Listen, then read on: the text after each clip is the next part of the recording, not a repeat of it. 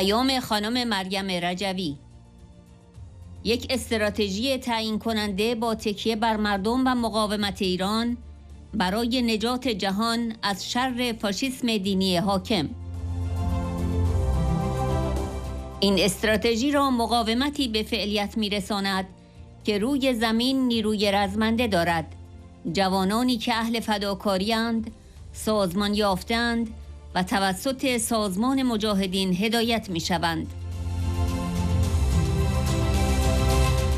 در چارچوب این استراتژی همواره اعلام کرده‌ام ما نه خواهان پول و نه سلاح و نه نیروی خارجی برای تغییر در ایران هستیم.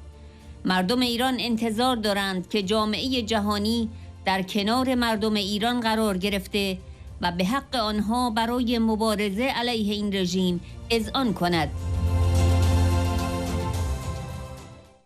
Honorable members of the US Senate, dear friends, on behalf of the people of Iran and the Iranian resistance, I extend my gratitude to the sponsors, Sanator, Tیلس and Senator Shehhin, and all the co-sponsors of Resolution 145, which calls for the full protection of the fundamental rights of the resistance members at Ashraf Tree. This initiative is at the heart of a decisive political strategy, a strategy that relies on the Iranian people and Iranian resistance and can save the world from the ruling religious fascism in Iran. A regime which is the source of war and conflict in the Middle East, the global banker of state terrorism, and seeks to obtain nuclear weapons. Two different policies are possible to confront this regime. The first is a policy based on attempting to change the regime's behavior or encourage it to retreat. This policy has already failed. As the regime's leaders have repeatedly stated, they will never abandon their policy of repression, the export of war and terrorism, or the pursuit of their nuclear program. It is a lesson that this regime has learned from the downfall of figures like Gaddafi. The policy of exporting terrorism and fundamentalism has been clearly outlined in the regime's constitution. The experience of the past 46 years demonstrated that this regime does not uphold its promises and pledges. In 1988, Khomeini declared it is permitted to violate contracts and even religious obligations to preserve the regime. In the first decade of the century, following the revelation of the regime's secret nuclear weapons, sites by the NCRI, Khomeini even agreed to seal uranium enrichment sites. However, a year later, he broke all seals and expanded the regime's nuclear activities.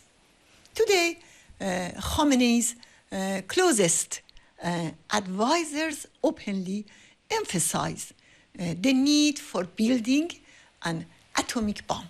However, there is a correct strategy that can bring an end to the threats and existence of this regime by relying on the Iranian people and resistance.